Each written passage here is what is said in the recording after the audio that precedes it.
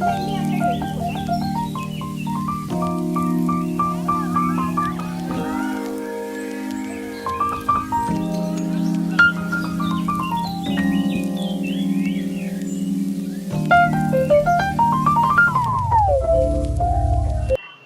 বন্ধুরা, আজকে এখন এই ব্লগের শুরু হচ্ছে। সন্ধে অনেকটাই, আসলে ব্যাপার হচ্ছে আমি সবে ডিউটি থেকে ফিরেছি, সবে 5 মিনিটও হয়নি আমি জাস্ট ডিউটি থেকে ফিরেছি।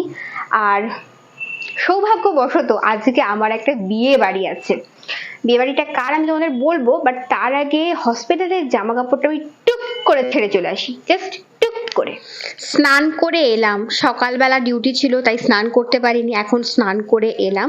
তো বিয়ে বাড়িটা হচ্ছে পিসিমণির এক স্টাফের, তো পিসিমণি যেতে পারবে না কারণ বিয়ে বাড়িটা একদম আমার মেসের সামনে। পিসিমণির শরীর তো ভালো নেই তাই পিসিমণি আসতে পারবে না। পিসিমণির তরফ থেকে আমি যাব আর আমার সঙ্গে মেস থেকে যাবে পল্লবী। দুজনেই আমরা জাস্ট ফিরলাম, ও রেডি হচ্ছে আমিও রেডি হচ্ছি, সুন্দর করে সাজুগুজু করে তোমাদের করে দেখাচ্ছি, বুঝলে?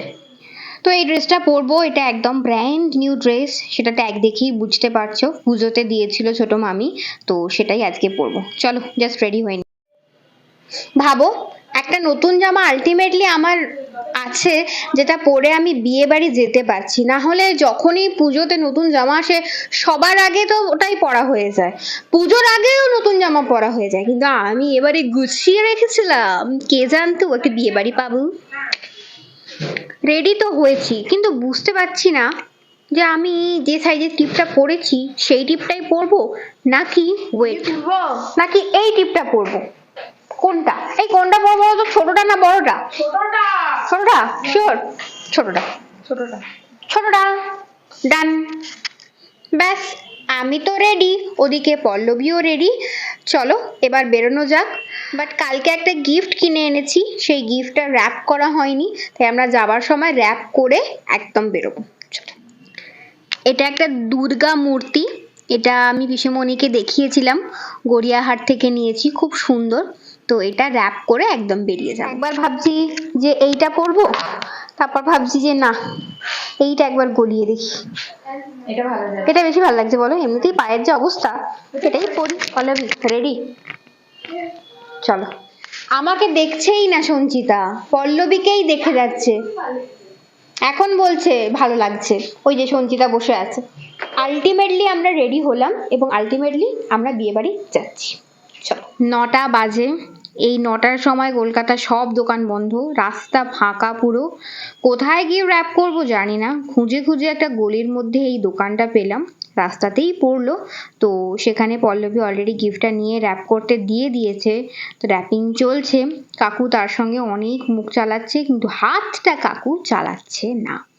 আমাদের ওদিকে দেরি হয়ে যাচ্ছে আর মাথাতে একটা কথাই ঘুরছে, স্টার্টার আর পাবো না, চিকেন পকোড়া আমার ভাগ্যে আর জুটলো আর না। সেই তখন থেকেই গাড়ি এক জায়গাতেই দাঁড়িয়ে আছে, হয়ে গেল প্রায় 25 মিনিটের মতো, কাকুর র্যাপিং এখনো শেষ হচ্ছে না। যাই হোক চলো এবার যাওয়া যাক। আমরা একটা রিক্সা করলাম, অনেকদিন পর আবার রিক্সাতে উঠছি। পল্লবী বলছে যে পল্লবী 3 বছর হয়ে গেল প্রায় রিক্সাতে উঠেছে, আমি মাইক অন করতে ভুলে গেছিলাম, সেটা তো তোমরা বুঝতেই পারছো, ভুলেই আমি যাই, আমি শুধু ভুলেই যাই, এই হচ্ছে ব্যাপার। তো কথা বলতে বলতে মানে কোন গলি এগুলি সেগুলি দিকে পৌঁছে আমরা গেলাম আমরা নিজেরাও ধরতে পারলাম না। তো আলটিমেটলি চলে এলাম তরুমিতা ওয়েডস পিন্টু, এই হচ্ছে এখানকার ভেন্যু যেখানে আসার ছিল। ডাইরেক্ট ঢুকেই আমরা দেখতে পেলাম বরকে, বর দাঁড়িয়ে আছে, আমরা খুব সুন্দর একটা সময় এসেছি। সব ক্যামেরাম্যান গুলো উঠে উঠে চলে গেল, মেয়ে আসছে মেয়ে আসছে, আরে মেয়েকে ওইটুকুনি দরজা দিয়ে আসতে দাও, ক্যামেরা দাদাগুলো, মেয়ে আস্তে আস্তে ক্যামেরাম্যান গুলো আর মেয়েকে আসতে দেবে না, তোমার শুভদৃষ্টি হতে দেরি আছে, ক্যামেরাম্যান আগে দেখে নিচ্ছে।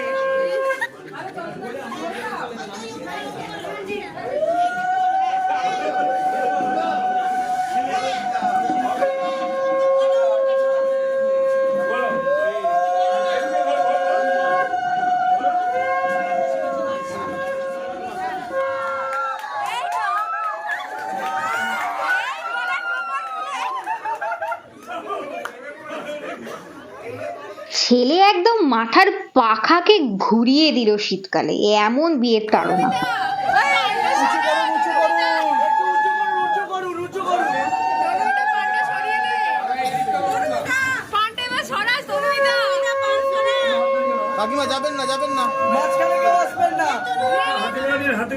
চিড়িয়াখানায় ছোটখানা ছেড়ে দাও, ভাতা সুতার মাথা খাও, তাই না দু চোখ ছেড়ে দেখো না।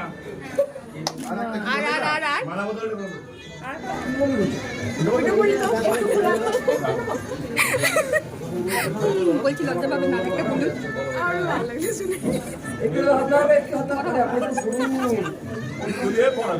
ওটাকে উঁচু করে ধরুন, কাপড়টাকে উঁচু করুন। হ্যাঁ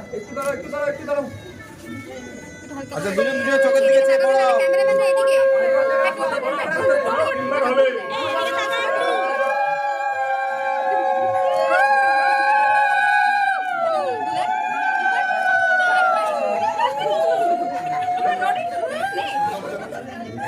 ওকে হেল্প করো বাবা, ওকে হেল্প করার লোক নেই। বেশি দিয়ে দিচ্ছে নাকি? বাঙালি বিয়ের কত রকম যে নিয়ম হয় বাপু, সে আমি না দেখলে জানতেই পারতাম না। এরকম ফুল শোকানোর নিয়মটা এটা বেশ নতুন লাগলো আমার। যাকগে, শুধু বিয়ে দেখলে হবে, খেতেও তো হবে। চলো এবার খাওয়ায় ফোকাস করি। এই এত ভিড়ে ওপরে গেলাম, ওপরে গিয়ে নতুন জিনিস দেখলাম যে একজন মহিলাই পরিবেশন করছে। ভালো, ওপরে জায়গা না পেয়ে আমরা নিচে চলে এলাম। ভাবলাম একটু স্টার্টারে মন দিই, দেখলাম চিকেন পকোড়া সেই শেষ হয়ে গেল। ফুচকাটা ছিল, তাই ফুচকাটাই একটু খেলাম।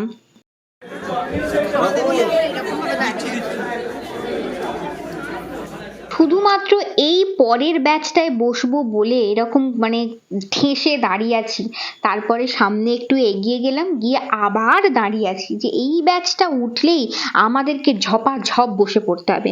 বোঝাই যাচ্ছে না যে বিয়েটা মানে আমাদের নিজেদের কারো নয়, সেটা বোঝাই যাচ্ছে না। আমরা একদম মানিয়ে গুছিয়ে খাওয়ার জায়গায় ঠিক পৌঁছে গেছি। প্লেটও পড়ে গেছে আমাদের।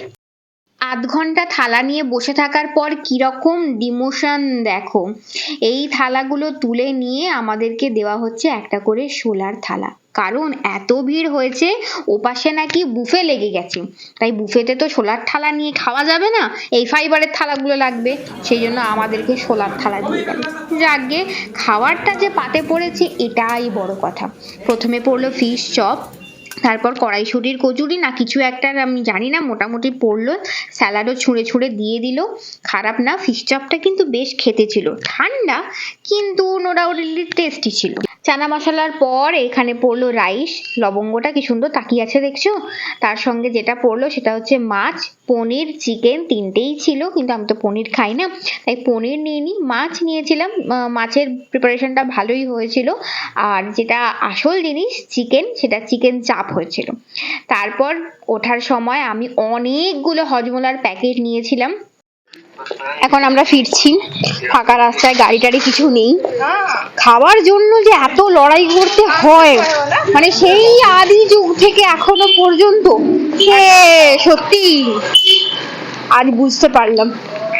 যাই হোক, সেটা বড় কথা না, বড় কথা ঠান্ডা লাগছে। এখন বেশ ঠান্ডা লাগছে, একটা অটো পেয়েছি, খুব ঠান্ডা লাগছে, বেশ না খুব।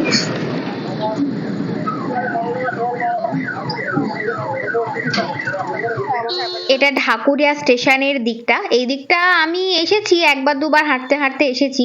শিয়ালদা যখন গেছিলাম তখন একবার এসেছিলাম, তো এই দিকটা তোমাদের দেখানো হয়নি। নেক্সট দিন যখন আসবো তখন অবশ্যই দেখাবো। বাড়ির মেয়ে, বাড়িতে ফিরছি। এক্সপিরিয়েন্স খুব একটা ভালো নয়, কারণ অনেকক্ষণ ওয়েট করতে হয়েছে ওই খাওয়া দাওয়ার জন্য। একটা ছোট জায়গায় প্রচুর লোক হয়েছে, প্রচুর, যার ফলে ভীষণ টায়ার্ড, ভীষণ। আবার কাল সকাল সকাল ডিউটি আছে। বিয়ে বাড়ির খাওয়া দাওয়া যেমন হুট করে শেষ হয়ে গেল, এখন ফেরবার সময় দেখছি রাস্তাটা কেমন হুট করে ফাঁকা হয়ে গেল। দেখো রাস্তায় লোকজন নেই, যেন আমরা দুজনই হেঁটে যাচ্ছি। আজকে প্রচন্ড ক্লান্ত হয়ে গেছি ডিউটি করে এসেই। বিয়ে বাড়ির ঝক্কি, তার উপর বিয়ে বাড়ির অত্যাচার। আপাতত এখানেই সেই অত্যাচার আমি সমাপ্ত করতে চাইছি। অনেকদিন পর পর ভিডিও দিচ্ছি, আমি জানি ভীষণ ইরেগুলার হয়ে গেছি আমি, কারণ কাজের প্রচুর প্রচুর চাপ, আর তার থেকেও বড় চাপ যেন নিজের সঙ্গে চলছে। সেসব ঘটনা আমি তোমাদেরকে একদিন পরে বলবো। নিজের অনেক অনেক ভুল শোধরানো এখনো বাকি আছে, সেগুলো চলছে। চলো এভাবেই চলতে থাকুক। আজকে আমার ব্লগ এখানেই শেষ করছি। সবাই ভালো থেকো, সুস্থ থেকো, আর আমার ব্লগ দেখতে থাকো। Tata, good night. টাটা